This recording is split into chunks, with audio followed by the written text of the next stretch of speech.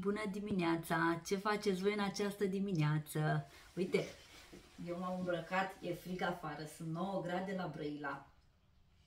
Nu mai am kimono de ieri, cum îi spune soțul meu, că m-am îmbrăcat în kimono, adică pot să mă apuc de karate. Am o geacă mai grosuță. Bun, și ce facem noi astăzi? O să facem un ineluș aproximativ ca acesta. Haideți să ne alegem materialele. Avem nevoie de elastic 6 mm. Elastic de 6 mm. Dar nu prea se vede. Așa. Am ales eu culoarea aceasta drăguță, cristale gri, argintii. Un cubic zirconia roz cu inserții de pietricele. Așa. Și mai îmi trebuie ochișorul, 2 zale din oțel inoxidabil și cam atât.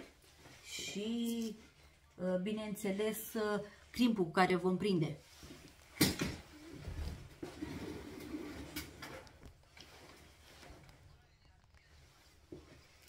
Da, luăm de aici un crimp.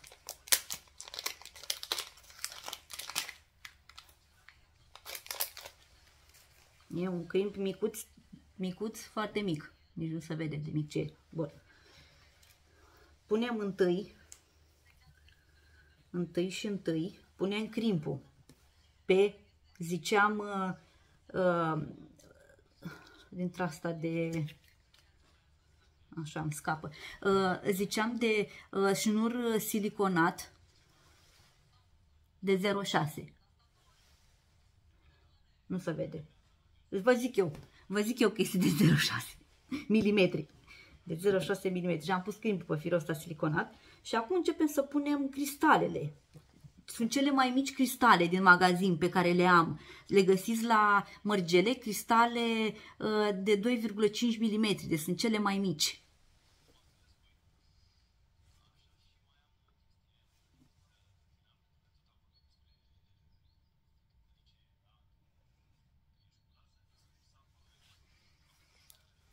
Nu a zburat.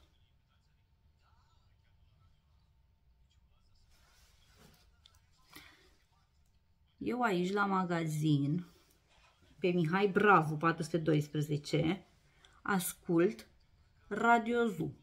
Voi ce radio ascultați? Dacă ascultați radio, dar măcar în mașină și tot ascultați radio, așa-i?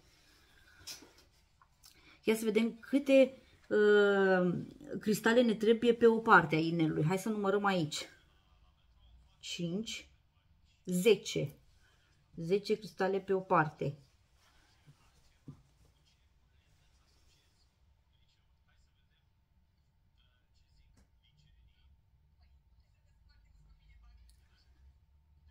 Durează un pic să pui cristalele astea pe fir, că au orificiu foarte micuț.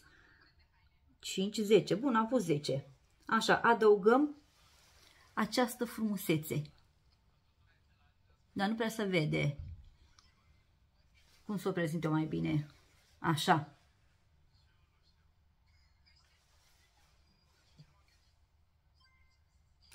Cubic zirconia nu se șterge, nu ruginește, nu pățește nimic cubic zirconia.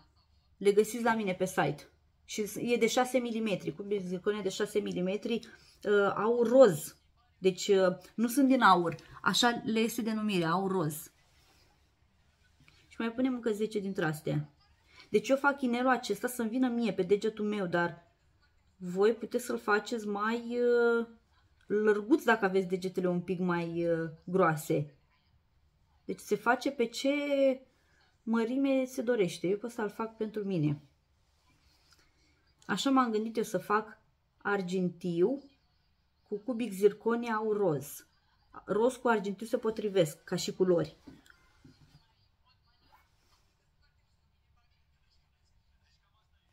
Ieri vă povesteam de perlele mele Mallorca, din care voi lucra coliere. Sunt fantastice. Gata, am pus 10. Au, Bun, acum pot să-l închid. Se face repede, așa-i? Nu dura mult. Și se închide în felul următor. Stai, că mi-au căzut. Stai, că mi-au căzut.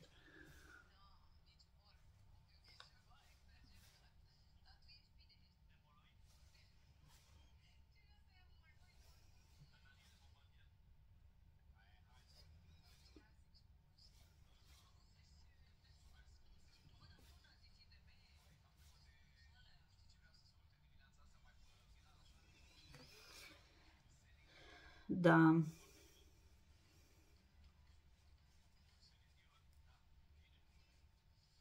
Și acum introducem prin crimp. E simplu. Da. Și gata, asta e inelul. Hai să luăm cleștere de presat și să presăm.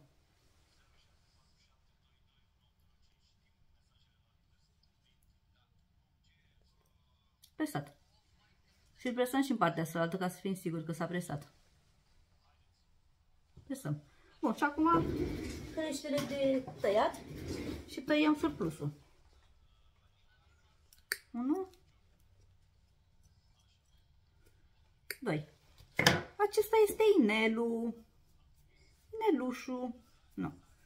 Nu vine pe degetul ăsta, vine pe degetul ăsta. Și dacă vrem să-i punem și un ochișor, putem să-i punem. Am 2 zale ca să semene cu ăsta. Dar voi puteți să lăsați simplu. Așa, fără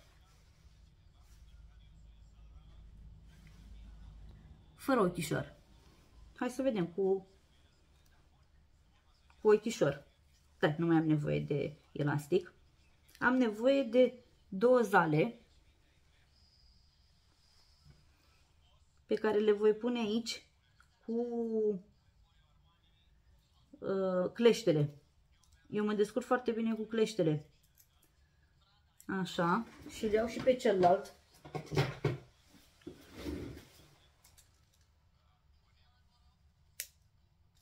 Așa.